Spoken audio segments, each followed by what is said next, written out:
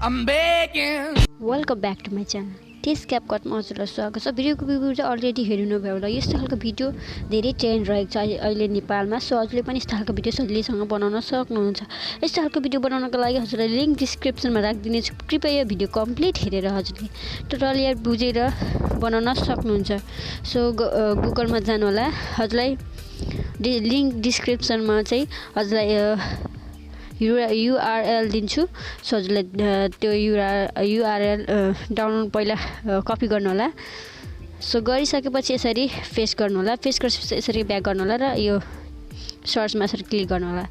Click गरिसकेपछि हजुरलाई redirect सिधै गर्ने छ यसरी ट्रेन्डिङमा। सो गरिसकेपछि हजुरले यो क्यापकट चाहिँ अपडेट गरेको हुनुपर्ने हुन्छ। सो युज टेम्प्लेट इन क्यापकटमा क्लिक गर्नु होला। यसरी क्लिक गर्नु होला र रिडाइरेक्ट गर्छ फेरि त्यसमै।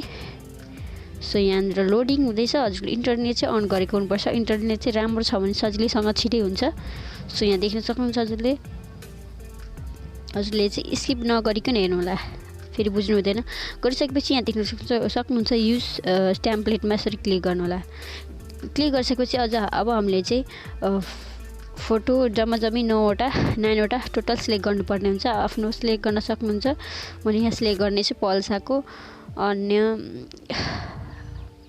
एक्टरको पनि सिलेक्ट गर्नेछु। यहाँ देख्न सक्नुहुन्छ मैले सेभ गरेर राखेको छु। सो रश्मिका मण्डनाको सेभ गरेर राखेको छु। सो यहाँ देखेर सक्नुहुन्छ हजुरले पनि यसरी जम्मा 9वटा फोटो टोटल सिलेक्ट गर्नुपर्ने हुन्छ। सो सिलेक्ट गरिसकेपछि नेक्स्टमा क्लिक गर्नु होला। नेक्स्टमा क्लिक गरिसकेपछि यसरी लोडिङ लिनेछ। यहाँ देखेर सक्नुहुन्छ यस्तो खालको। यसरी भइसकेपछि माथि एक्सपोर्टको अप्सन रहेको छ यसमा क्लिक गर्नु होला। क्लिक गरिसकेपछि हजुरले एक्सपोर्टमा क्लिक गर्नुभयो भने वाटरमार्क आउँछ। सो एक्सपोर्ट विदाउट वाटरमार्कमा क्लिक गर्नु होला। क्लिक गरिसकेपछि यसरी देखेर सक्नुहुन्छ यसरी सेभ हुनेछ। हजुरलाई ग्यालेरीमा लगेर पनि देखाउने छु। सो यहाँ देख्न सक्नुहुन्छ। यहाँनिर स्किप नगरिकन हेर्नु होला।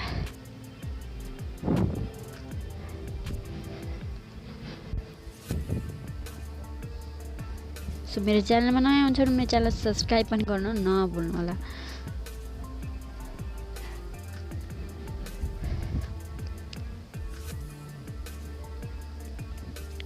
सो यहाँ देख्न सक्नुहुन्छ हजुरले वेट गर्नुपर्ने हुन्छ।